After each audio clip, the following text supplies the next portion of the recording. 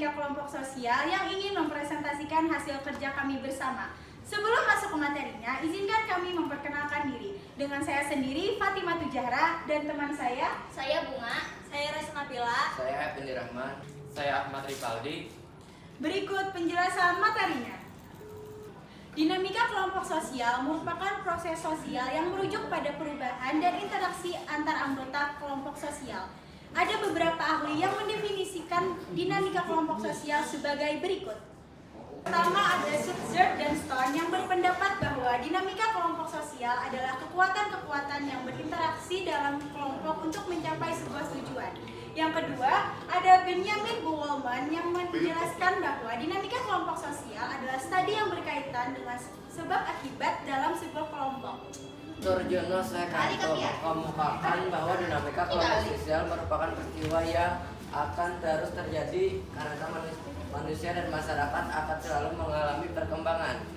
Lloyd Deros berpendapat bahwa dinamika kelompok sosial sebagai suatu analisis dari relasi-relasi yang terjadi di dalam kelompok sosial, di mana terdapat prinsip di dalam jika tingkah laku yang terjadi di dalam kelompok tersebut merupakan hasil dari interaksi yang terjadi secara dinamis di antara individu di dalam sebuah situasi sosial. Jacob, Harfield, dan Manson menjelaskan bahwa dinamika kelompok sosial merupakan kekuatan yang akan saling mempengaruhi hubungan timbal balik kelompok dengan interaksi di antara anggota kelompok terhadap dengan pemimpin kelompok yang mana akan mempengaruhi kekuatan dalam perkembangan kelompok. Selamat Santoso berpendapat bahwa dinamika sosial adalah sebuah kelompok yang teratur yang terdiri atas dua individu ataupun lebih yang dimana memiliki hubungan psikologis yang jelas di antaranya anggota satu sama lainnya. Faktor pendorong dinamika kelompok sosial. Seperti yang sudah kita pahami bahwa dinamika kelompok sosial pasti terjadi. Dinamika kelompok sosial terjadi didorong oleh beberapa faktor berikut, yaitu ada 3 faktor berikut. A. Memiliki kepentingan yang berperan dalam menentukan kekuatan ikatan yang terjadi antar anggotanya. B. Memiliki tujuan yang sederhana, realistis, serta dapat menghubungkan untuk setiap anggota kelompok di dalamnya. Interaksi yang terjadi dalam kelompok merupakan sebuah alat perekat yang baik untuk digunakan dalam membina kesatuan serta persatuan anggotanya. Selain 3 faktor di atas, terdapat faktor lain yang mendorong terjadinya dinamika kelompok sosial. Secara garis besar terbagi menjadi 2, yaitu faktor internal dan faktor eksternal.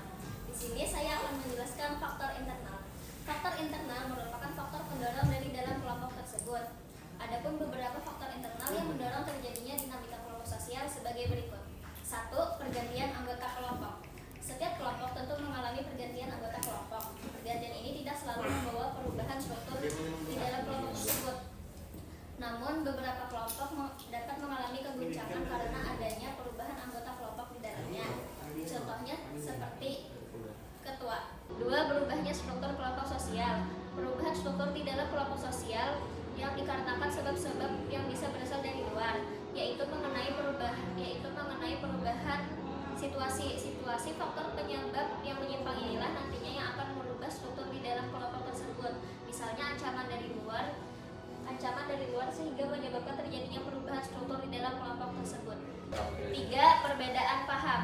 Terkadang dalam sebuah kelompok terdapat anggota dengan paham beragam. Perbedaan paham ini dapat saja mempengaruhi kelompok sosial tersebut secara keseluruhan. Tak jarang pula perbedaan paham ini dapat menggoyahkan atau membubarkan suatu kelompok karena tidak ada sikap saling menghargai. 4. Konflik antar anggota kelompok. Perbedaan individu dalam sebuah kelompok dapat memicu terjadinya konflik. Konflik berkepanjangan yang terjadi di sebuah kelompok dapat menimbulkan keretakan serta berubahnya pola hubungan sosial di dalamnya. Contohnya, seseorang yang merasa masuk ke sebuah kelompok, namun dikarenakan konflik yang terjadi di dalamnya membuat seseorang outgroup dari kelompok tersebut. 5. Perbedaan kepentingan. Dalam kelompok terkadang terdapat anggota yang memiliki kepentingannya sendiri.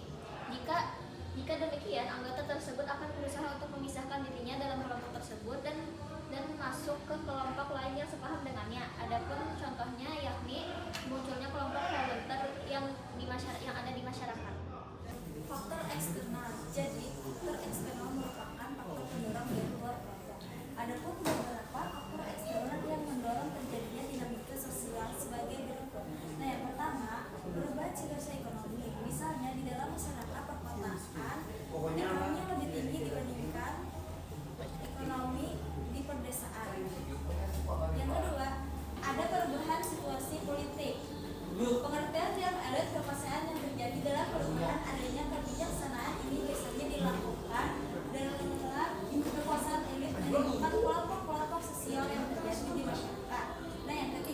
perubahan situasi sosial.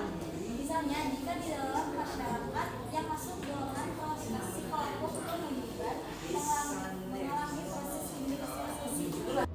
Kesimpulan dari dinamika kelompok sosial adalah bahwa masyarakat merupakan sistem yang selalu berubah dan berkembang, yang dipengaruhi oleh berbagai faktor yaitu faktor internal dan faktor eksternal.